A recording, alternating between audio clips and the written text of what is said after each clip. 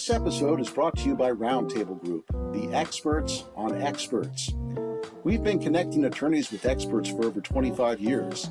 Find out more at roundtablegroup.com. Welcome to Discussions with the Roundtable. I'm your host, Noah Ballmer, and today I'm excited to welcome Professor Gil Fried to the show. Professor Fried is the Interim Assistant Dean at the University of West Florida, where he teaches sport management and other courses. He is also the founder of Gil Fried and Associates, a full-service risk management firm operating in the sport and fitness industries for over 33 years now. He's a published author and recognized expert in stadium safety, risk management, sport finance, and analytics. Professor Fried holds a JD from Ohio State University. Professor Fried, thank you so much for joining me here today at the Roundtable. Oh, it's my pleasure, Noah. Thank you for having me. Absolutely. Let's jump into it. You've simultaneously had a decade-spanning career in academia, specifically in sports management, while running your own consulting firm. Tell me about your background and how you first became involved in expert witnessing.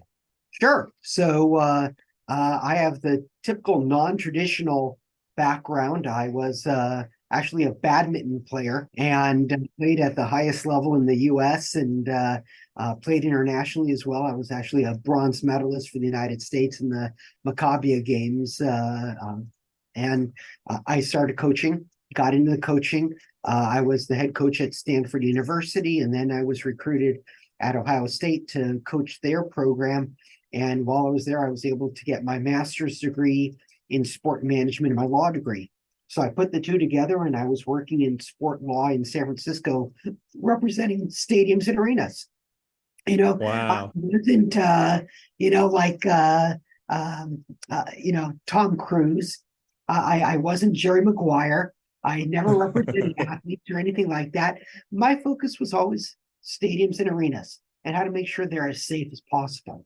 And so back in 1993, I was asked by the state of Wisconsin to serve as an expert witness for all the Camp Randall cases. Now, Camp Randall is the stadium at the University of Wisconsin. And at a football game in the early 90s between Wisconsin and Michigan, there was a stampede of players exiting the field and then fans coming down at the same time from the stands. And it twisted metal. I mean, it was just a disaster. 77 people were taken to the hospital, and it resulted in 11 lawsuits against the state of Wisconsin. And I was used as the expert witness for all those cases and helped get the University of Wisconsin and the state of Wisconsin out of those cases. And so that's how it started back in like 1993. So it's been, 30 years now of me doing this, and I've done close to 300 cases with a variety of different areas, some of it being stadium safety, some of it being concert venue safety, arena safety, sport safety in general, a wide variety of different areas. An expert witness with a JD is uniquely equipped to understand the job of expert witnessing from multiple perspectives. What makes a great expert witness from the perspective of an attorney? So it's like the brain is operating during the deposition, where I'm like, okay, this is where that question is coming from because they're trying to establish X or trying to establish Y, whatever it might be. As an attorney, and I used to work in the litigation field, so I understand the discovery process. I understand what's going on. So what I can do is I help clients that retain me to understand what might be out there, what documents might be out there, what databases might be out there, what are in fact industry standards versus what might be a purported standard that is not founded upon any real science or anything else like that. So on the defense side, my goal is normally, how do we destroy the other side's expert? On the plaintiff side, my approach is, how do I present it in such a simple and straightforward way that no one can really attack what I've proposed? So I use as an example, I was an expert witness in the Aurora Theater shooting cases in Colorado. And that's where a number of people got killed and many people were injured. And there were about 44, I think, plaintiff cases at the state level. There were also cases at the federal level, but I was the witness at the state court level. And I was on the plaintiff side. And my perspective was think of it like, your home. What would you do in your home? What security measures do you have at your home? And did the theater follow that? So I made it so simple. And you have doors, you have windows, you use locks. Maybe you have a CCTV camera. Maybe you do X, Y, Z, and just work through the system and put it up on this whiteboard. And on cross-examination, it lasted less than half an hour.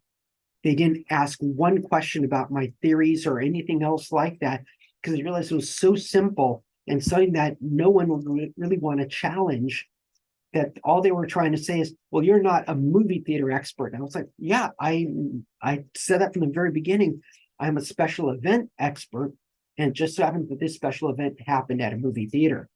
And so that's how I try to present it. And that's from having the legal background to be able to say, this is what would resonate with a jury more so than some of these outlandish kind of things that often get expert witnesses into trouble. What are some strategies that attorneys can use to kind of, inculcate their expert witnesses with this information, to tell their experts, hey, this is what I need from you? Well, I think it all depends upon the expert, how nimble they are, how well-versed they are in the topic. Some experts try to be a jack of all trades and a generalist in basically everything, but not a specialist in anything. That can backfire. If you have someone that knows their stuff, sometimes the best way to approach is to ask the expert to tell a story. Paint it like a story, because the education that's out there in terms of how people perceive information as they receive it is, if you give lots of numbers, lots of statistics, all this kind of stuff, and you just do a brain dump on the jurors, they're going to be backpedaling and you're not going to be able to have that connection. But if you could tell it in the form of story, and that's what a lot of lawyers try to do, an expert witness can try to do the exact same thing. Say, hey, look at this is very similar to another case I handled where this. And all of a sudden they can put it together. And then if a lawyer follows up, and so what was the result of that case that you just mentioned? Oh, well, we got a defense verdict on that. Or we got a $13 million verdict on that, whatever it might be. That, I think, solidifies it for the jurors that this guy is talking, or this gal is talking about something that really is legitimate, and they backed it up with real facts, real people, real injuries, whatever it might be. And I think that resonates so much. So if an attorney can encourage somebody as an expert to think broadly about how they're going to present it, that's going to be a huge value. So it's not just being an expert, it's also being relatable to the jury. Correct. One of that I try to do during a trial is look at the jurors. Am I making eye contact with them? And if I'm getting that yes, I'm going to key in on 2 or 3 jurors where I'm getting the head nods and that they're rapt to what I'm saying, and then I'm just going to plug away at them, because they're going to be probably the biggest advocates because they seem to connect. During the vetting process, not only are attorneys deciding whether this is, the best expert for their case, but the expert is deciding whether or not this engagement is appropriate for their expertise and for their experience. We talked a bit about what the attorney's looking for, but what should the expert be looking for in an initial call to decide whether or not they should be taking an engagement in the first place? So I have a different perspective than a lot of others because I'm a full professor. So my reputation in the academic field is the most important asset that I have. And so as such, I will not take any cases where I think it's just too borderline, too frivolous, whatever terms we might want to use. So I do my own personal vetting. And I think that's one thing that attorneys respect is I had a phone call last week, and here I am. I mentioned telling stories, so I have a story. So last week I had a situation where an attorney called me about a possible case involving what we call buffer zones. Now, buffer zone is the distance between an end line of a sport and any kind of thing that might be a hazard, like a wall, equipment, things like that. And he mentioned, hey, there's 10 feet of distance here. And I said, look at the industry standard and what I've written is you need at least 5.5 feet. Barring any other issues, I don't think you have a case. Now, granted, the person said, thank you for being honest and trustworthy. That's it. If I could be of any service, don't hesitate to contact me, but I don't think you need me now. If you find something significant later on, we can talk. But it's being upfront and honest like that gives you the ability as an expert witness to be able to control what you're going to be working on, but also to gain a respect in the industry, because you're not trying to just, hey, it's a case, I'm going to take it on and I want the money and that's all that matters. It's, is there a value added that you can provide as an expert witness? And if it's a weak case, you probably can't add value. So why take the case on?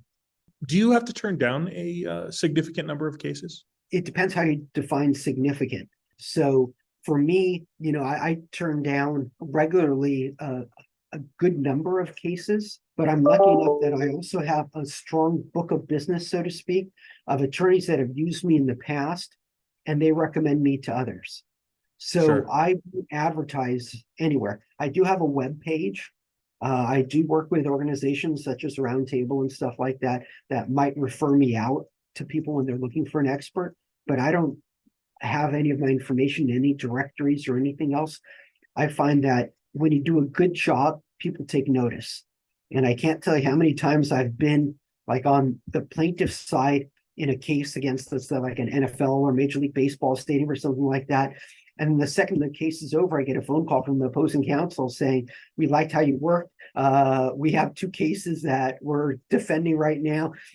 Can we use you as your expert witness? It's like, I think that's the ultimate compliment, because I wasn't outlandish. I wasn't trying to raise any crazy theories or, saying that, is not defendable.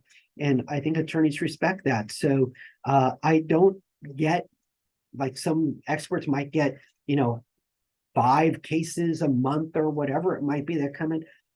I might get 1 or 2 a month at the most that comes in, and then I'll vet those. And it might be that 1 month I turn down 2 cases and don't accept any. I don't need to do the expert witness work. I'm lucky enough that I have a full-time job as a full professor. And one of the things that they often try to trip you up on at a deposition or trial is how much money do you make as an expert witness kind of thing. And I can clearly say I make more off of royalties from the textbooks that I write than I make from expert witness testimony. And that's one of the reasons why I don't charge an exorbitant amount as an expert witness, is that I want to keep it where it's difficult to attack me, because this is not what I'm trying to do as a way to make money. I do it to keep myself engaged in the industry, where I could bring it back to the classroom and say, hey, look at this is a case I'm working on. What do you think about this? What would you do if you're an athletic director and you're faced with XYZ facts? And that helps my students gain a better perspective of what actually happens in the industry. So that's the reason why I do it. So I could turn down cases and not feel bad at all about it. That's an interesting point. What does it mean in your industry to be and to remain an expert? A lot of publications or certifications, is that the sort of thing that helps and also helps you get engagements? So one of them is in the teaching side, you always have to be relevant with what you're teaching, which means you have to stay abreast of the industry and know what's going on. That means reading tons of publications, I probably get every morning 7 or 8 different email blasts that are sent to me from different segments of the industry. And it provides me the opportunity to stay abreast of what's going on. Second thing is writing. When you write, and when I write, it's not just necessarily that I'm writing for my own edification, that I really want to see my name in print. I write a number of columns that are really focused in on the industry. So I have a free newsletter called Sports Facilities in the Law that comes out every 6 times a year. And, I get to work with attorneys and we write different articles, or they write it and we publish it. And it's a great way to look at ideas and research it, but make it relevant, because we have about 1,000 subscribers who work in this space. I also write a column called The Facility Doctors, which is used in a publication called Venue Professionals, by the International Association of Venue Managers. That comes out several times a year as well. And that is a publication for the industry, for the venues themselves. So when you're writing for them rather than writing for academia, and I don't want to torpedo academia and all the peer review journals and everything else, but peer review journals have very little value sometimes because someone has a direction they want to go with a paper. They'll research to prove their point and not prove another point, and then go with it from there. Versus I like to share stuff with academia perspective with the industry and get the industry to come back and say, yes, you're right, or no, you're wrong. And so once I get that, then I can really engage with the industry. And that's, I think, one of the most important points that I can raise is that an expert witness has to be part of an industry. So if you're an academician, that's great, but that doesn't necessarily make you an expert. It makes you maybe someone well-read and who can write really well. I've seen some phenomenal faculty members who could dissect statistics like you wouldn't believe, but if you ask them, how do you actually run an event? They don't know. And so that's why being engaged with the industry is so important. So I'm a member of the Stadium Managers Association, the Florida Venue Managers Association, the Sport and Recreation Law Association. I mean, I could keep going on and on of all these different groups that I'm a member of. And a lot of that is because I want to be there and go to their conferences and talk to the people. So when I'm on the witness stand and someone says, well, how do you know that's being done? I said, well, look at, I just wrote an article with the head of this stadium, and I talked with this person and this person at these conferences, and this is what they're saying is going on in the league right now. So it's no longer from an academic perspective. I'm bringing it in from an industry perspective. So being able to combine academia and industry is so critical. And that's what oftentimes I see lacking with expert witnesses, that they just don't have the ability to connect both sides. And if you do it well, it's easy, because what I do in the industry translates to what I bring in the classroom and what I write about. And it becomes a circle of all these three elements: teaching, research, and industry, all working together. And that just helps me as an expert. With so many publications behind you, is it difficult to remember everything that you've ever said and done? Do you worry about being impeached on the stand? Hey, didn't you say XYZ 30 years ago in this school newsletter at East Cupcake High School? You know, is this something that you have to constantly stay on top of, or do you have some techniques to deal with those sort of questions from the opposing counsel? So when an opposing counsel does that, if it's at a deposition, I'll joke with them at first saying, oh, did you buy the book or did you check it out from the library? It's just, because I said, if you checked it out from the library, I'll say, why are you being so cheap? Why couldn't you have bought it for this case? And it breaks the ice. It shows that I'm, just a normal everyday Joe, that I'm not, a snotty, academician that's so full of themselves kind of thing. But when I'm asked about that, I'll say, well, that reference that you're giving, is that something that I wrote? And if they say yes, I'll say, do you remember what is the copyright date of that publication? So if they say, oh, it's 1998, then I'll come back and say, well, as you can, perceive, that was a number of years ago. As someone who's written 13 textbooks, hundreds of articles, I don't remember everything I wrote, but I'm consistent with what I wrote. So if that is what it says, I will not disagree with it. And if there is ever, and I haven't seen it yet, a place where they could say, well, didn't you say this? And now you're saying something else. I can come back and say, part of that is just as you mature in industry, you get more information, more knowledge, and more perspective. And I can say that I was wrong maybe about that at that point. I haven't had to face that yet, but that's how I would approach that if I were to be asked about that. And, sometimes it just needs clarification. And I've had people try to say, well, didn't you say this? And, they're attacking me. And then I'll say, well, can you show me the source? And, they'll say, oh, it's in this book and here's the line. Now, and like if this was via Zoom, I'll say, can you scroll up to the top? And can you go to the front of the chapter? What's the title of that chapter? And then they'll read the title and I'll say, look at, you're taking something from here and applying it to this case when it was written for something completely different. And I did that at a deposition a couple of years ago, and it just blew the opposing counsel out of the water because he was trying to imply that I was saying something about something when it was about a completely different topic, and it just made him look foolish. Yeah, I've heard that that's a fairly common tactic when impeaching is to try and take certain things out of context. So making sure that everything's in context is certainly important. I want to return to something you had mentioned a bit earlier about working for both the plaintiff and defendant side. Engagements have many possible permutations, right? You have your plaintiff, you can work for the defendant, you can be a consulting expert or a testifying expert. There's initial reports and there's rebuttal reports. Let's compare some of those possibilities. You've worked for both plaintiff and defendant. Are there major differences between those types of engagements?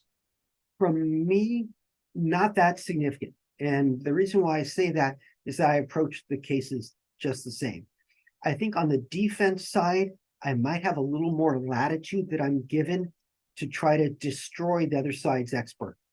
So I might write in a defense report, I'm not sure if you remember Saturday Night Live from years ago with Dan Aykroyd, or I forget exactly what he was. He would just call her all these different names, use that as the basis. And I'm not saying that I went to that extreme, but I would say this person's not an expert. They're an advocate, and things like that, stuff that I could be a little bit more aggressive on the defense side. And I've had attorneys say, Gil, tone it down. I know what you're trying to do. Let me do that on the, cross-examination. And others have said, oh, that's perfect, because we don't want to take this case to trial. We think it's going to settle. But what you have just done and demolished that expert witness is great. I had one case where I was defending a Walmart in a Black Friday crowd rush death case at one of their stores. And it was the Department of Justice going up against Walmart. And I got the other side's expert witness, the Department of Justice expert witness, thrown out on a Dauber challenge. And the attorneys for Walmart said, Gil, you did your job. We don't need you testifying. And the Department of Justice rushed to the judge and said, can we have him testify for us? He had some legitimate points about what is going on in crowd management. And the Walmart attorneys, they were great. And they were like, no, you can't, nice try kind of thing. But if you do it in such a way that you can, on the defense side, to destroy the other side's expert, that has value. And I don't have that option as a plaintiff's expert because I normally don't know what the other side's expert is going to say. Sometimes you do, other times you don't.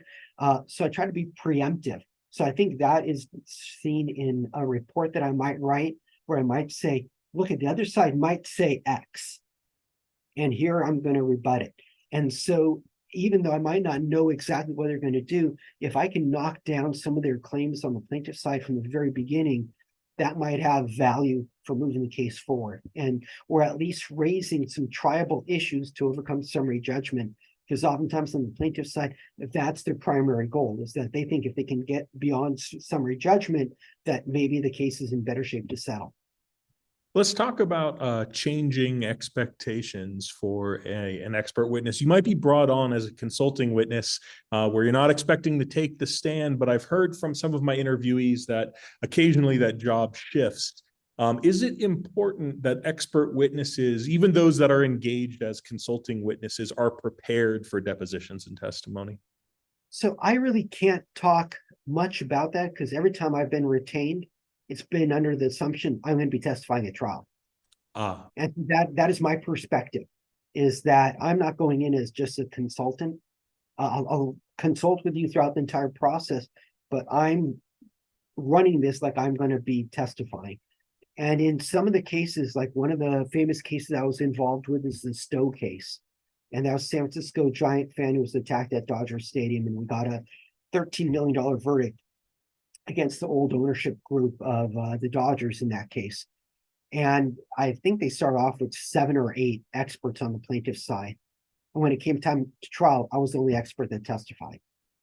And I think part of that is just how I conduct myself, is that I'm preparing for a trial at every stage of what's going on. How would this appear if it went to trial? How would my deposition appear if I'm faced with it? So when I've been given the ability to modify a deposition, I think I've made 2 or 3 changes in all my years, and that was all because of typos in terms of spelling of names, and that's it. I've never had to change my testimony, because my testimony, from my perspective, is going to be, look, this is what's going to be a trial. This is how I'm talking in trial. And while technology has changed, and now I'm doing a lot more Zoom depositions and Zoom trials, I treat it the exact same way. Let's talk about your report writing process. One of the first things that you have to do after you are brought on, sometimes you're given a ridiculous amount of paperwork to go through. Where do you get started? Do you read every last word that is handed to you by your attorney? How do you organize your reports? I'd love to say that I have this formulaic process that, I do step A and then step B and then step C. I don't. And part of that just depends upon the scope of the material. For example, I'm working right now on a huge case, the Astroworld cases, the deaths in Houston. And the amount of discovery, I've never seen in my career so many 400, 500 page depositions kind of thing. So, to organize that is going to be a feat in and of itself, right? And so there, as I'm writing a report, I'm pulling out the tidbits. So what I like to do, and this is a good hint for attorneys out there, is if there's a lot of depositions, while drop boxes are great, if it's the minis, you're just scrolling back and forth, back and forth, back and forth. It takes me much longer. I'd rather have, and what I tell people is, if there's a lot of those, send them to me in hard copy, because I can go through that a lot faster than scrolling back and forth with minis on a small screen. Even though it's a large screen, it's still, the type is small. And so what I often do is, if I have printed copies, I dog ear or underline things. Instead of me writing notes, which could be discoverable, I just dog ear a page or underline the material. And then when I review it to write the report, that's when I pull the material out. So that's oftentimes how I do it.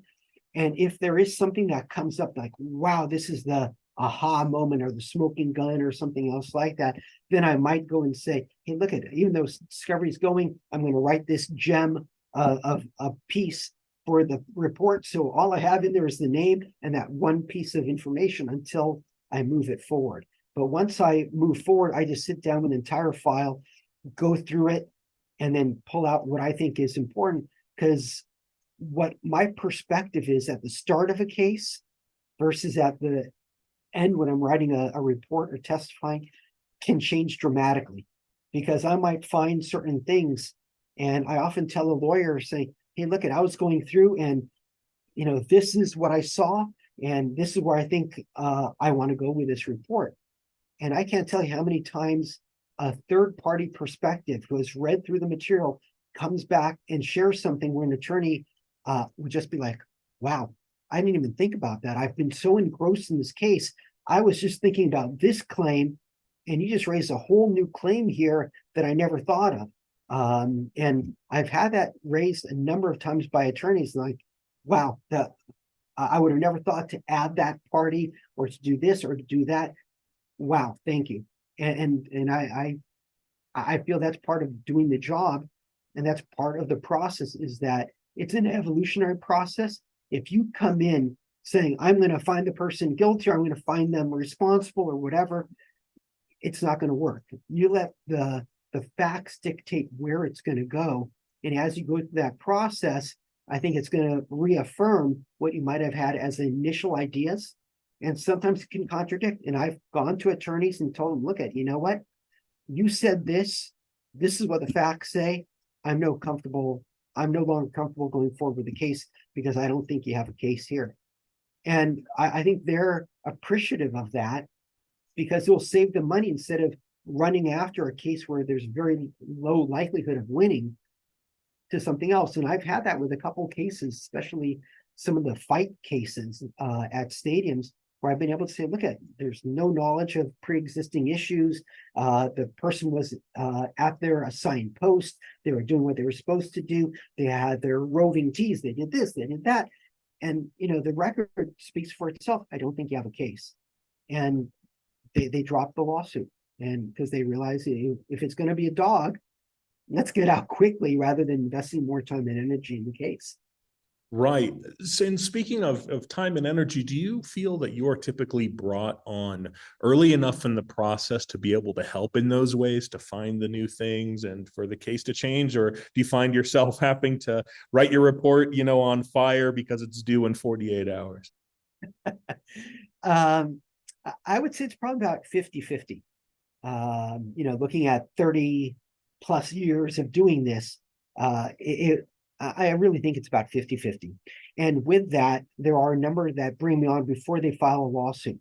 I've helped resolve cases before it had to go to litigation by helping to produce a report. I did one in a quadriplegia case in Massachusetts involving a basketball court there. And they said, hey, look, we brought this expert in. Here's his report. Do you want us to go through the motions here and it'll cost you a lot of money, or do you want to settle for policy limits? And after they read the report, they said, yeah, policy limits. Let's just be done with it. Because, it was one of these no-brainer kind of cases kind of thing. Other times, especially with an agency that is brought in, it's often an attorney that is waited.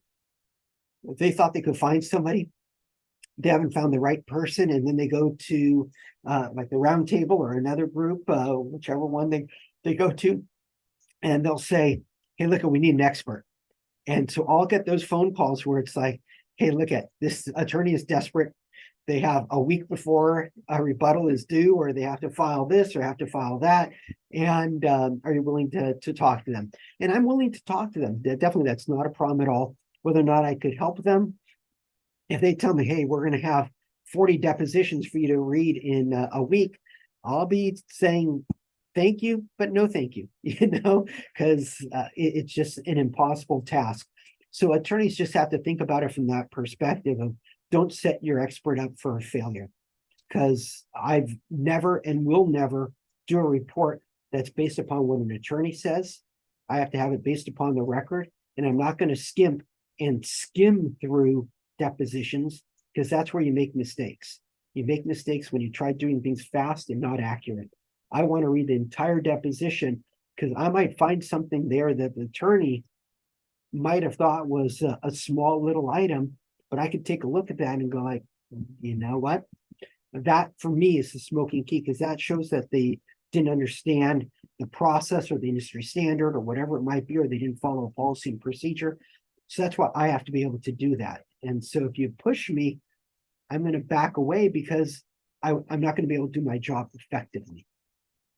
Before we wrap up, I want to ask you about fostering and maintaining that positive relationship between the expert and attorney. I mean, you're a sports guy. Tell me about the teamwork between, to use a cliche, between the attorney and the expert. So when an attorney gives me freedom to be able to come up with a report and spin a narrative, and the narrative is based upon the facts that have come out in the case, and then to look at that and go like, okay, I see a little bit here or there. I've had probably, the 150 plus reports that I've written. I don't know what the number is, but it's up there. I think I've had maybe 30 or 40 where an attorney has said, this is perfect. I won't change anything. Let's go with it as it is. That's great. But I'll be the first one to say, I suck at spelling, even though I've written all these texts. I mean, I suck at spelling. And that, I know that I'm going to need to re-edit it. And when I send a draft over, I've read it maybe once or twice, but I know I'm going to find a little thing here or there kind of thing, just, a typo, one or two of them. So I'm wondering if they've really read it as closely, or it's like, I just need to get this out and you got it to me, so thank you. The ones that are more challenging is when an attorney says, I want you to write a report, what you think is going to be a great report. And then it comes back with basically red line for every single word. Like, I didn't like this word, didn't like. If you are going to be that way as an attorney, tell me that ahead of time so I could prepare myself and I could save you money instead of me spending all this time writing what I think is going to be a strong report. And if you want to go in a completely different direction, let me know from the very beginning. And that's just something that fosters the opposite of teamwork. And I've had a number of times where attorneys have said, let's discuss it. What do you think about it? So I think a great teamwork kind of relationship is when an attorney says, look, before you start the report, let's talk on, and let's just discuss it. What are your thoughts? What are your perspectives? What information, is there any information that you're lacking? I mean, I've had cases where, an attorney hasn't given me all the depositions in a case. Now, sometimes that's relevant, because it might be medical or something else, which I'm not going to be taking a look at anyway. But sometimes it might be factual. And if you don't share that with me, I could be torpedoed on the stand. Well, did you think that was relevant? It's going to be tough for me to say, yeah, it's probably relevant, but it wasn't shared with me. That's not going to look good. So I like to have that conversation and just say, is there anything else that might be out there that could be a benefit? And that's how you have a good relationship, is when you can have that kind of dialogue, that communication, and that'll benefit both parties. Absolutely. Do you have any last advice to newer experts in particular, or attorneys who are working with experts? So for people that are just starting to go into the expert field, I see it on a regular basis. The first one is often the most difficult one to get. And to be able to get that, you have to be an expert in a defined area. You have to have made your name out there. So in my situation, I was writing about venue safety and representing venues. And that's how I got the gig, which was one of my first gigs as an expert, was from those publications. Get out there, get known in a discipline where it's very unique. If you're looking at, as an example, let's just say football cases. Well, what are the types of cases out there? What can you add that someone can't get from a generalist kind of thing? Well, maybe you have an expertise in the synthetic fibers that are used in terms of artificial turf. And then all of a sudden now you become that go-to person in that area. That will help you grow, rather than saying, I'm in my context, the sport law area, I'm a sport expert. What does that mean?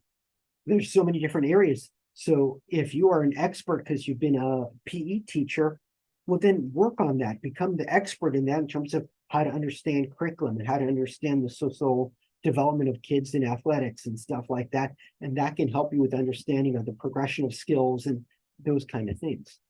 On the attorney side, vet the expert witness like you would a doctor. Get a second opinion. I can't tell you how many times I've told people, I'm not the expert. Here's someone that I think is worthwhile for you to go to as a potential expert. If you are desperate, you might get stuck with a lemon, like the lemon law for bad cars. You can have that for an expert witness. And I've seen that regret on attorneys, especially their faces, saying, I've spent X amount of dollars. And like, I have a current case, and I saw what the opposing expert charged and the number of hours that they had. And I'm doing this on the defense side. And I saw the bill that was produced. And I said, I hate to tell you this, and this to the attorney, I've spent less than a quarter of the time that she spent on this case, the opposing expert, and I got the same result for you, kind of thing. I don't think that attorney that hired her is going to be really happy. And so if it's someone who's like an advocate or doing this as a full-time gig, think twice, what are they doing it for? Is it because it puts food on the table? Then is there an incentive for them to run up the bills? And can they be attacked on the stand? And that's what has happened a number of times as I've worked with attorneys and said, look at the guy or that gal, whatever it is, they have great perspective, but they only do cases on one side. They're an advocate because they don't want to lose the possibility of consulting work. And so as such, this is how you destroy them. And each time it has worked. So an attorney, when they're vetting an expert, they need to do their due diligence and ask, will this person stand up under, scrutiny? And also maybe ask, what have been the last couple of bills that you've given for cases? Just to get a feel for how expensive someone might actually be. Because they might say, oh, it'll take me, 10 hours. And then you get a bill for 40 hours. You start wondering, was I ripped off here? Or more importantly, was my client ripped off? Right. Absolutely. Great advice. Thank you so much, Professor Fried, for joining me here today. Oh, it was my pleasure. And everyone out there, stay safe. Absolutely. And thank you to our listeners for joining me for another discussion at the Roundtable. Cheers. Thank you for listening to our podcast, Discussions at Roundtable. Our show notes are available on our website, roundtablegroup.com. Subscribe today on Apple Podcasts or your favorite listening apps.